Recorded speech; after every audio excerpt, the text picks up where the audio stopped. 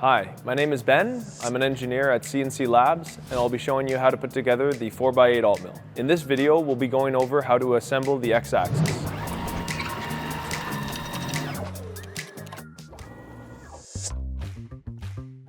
Use M4x18 socketed cap screws to install the flags onto the Y-axis rail. There are 4 flags. Notice the different locations of the flags mounted at the front and the back of the machine. Also notice the different holes used at the front of the machine for the default configuration compared to the joinery configuration.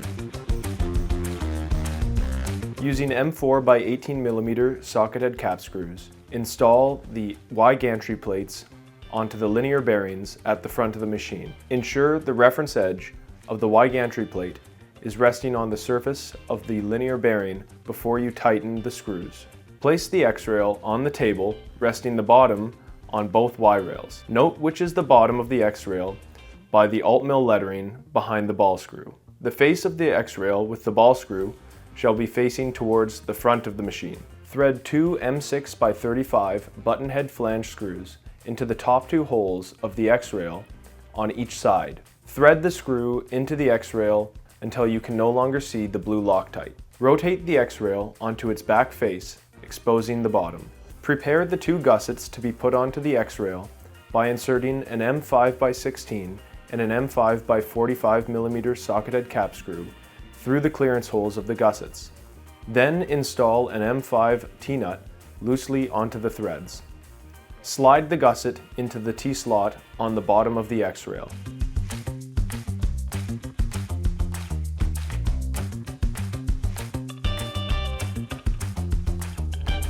With a partner, pick up the X-rail from each end and place it onto the available slots at the top of the Y gantry plates. Before tightening the X-rail to the Y-axis gantry plates, clamp the X-rail to the Y-axis gantry plate, making sure the reference ledges of the Y-axis gantry plate are against the face of the X-rail. Note the locations of the Y-axis gantry plate reference edges. If the front face of the X-rail is skipping past the Y-axis gantry plate reference edges, snug the M6x35 button head flange screws, pulling the gantry plate towards the X-rail. Thread 2 M6x35 button head flange screws into the end of the X-rail at the bottom 2 holes. Do this on both sides and tighten all 8 button head flange screws, clamping the Y-axis gantry plate to the X-rail.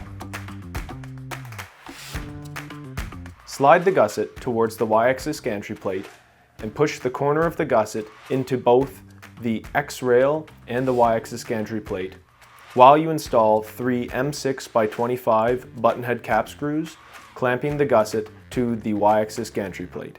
There's a provided 4mm hex key which comes in the M5x45mm socketed cap screw bag, which will allow you to tighten that screw on the gusset.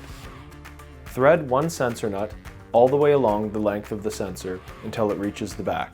Insert the sensor through the Y gantry plate on the left side of the machine and install an integrated bump stop, threading the bump stop onto the sensor until it bottoms out.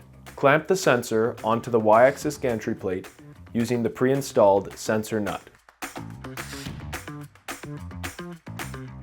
Orient the motor such that the micro-stepping switches are at the bottom. Use 4 M5x10mm socketed cap screws to attach the X-axis motor to the left side Y-axis gantry plate. Tighten the coupler onto the X-axis ball screw. It is important that the motor is clamped to the Y-axis gantry plate before you clamp the coupler to the ball screw. Nice. Be sure to watch the next video in the series to continue the assembly.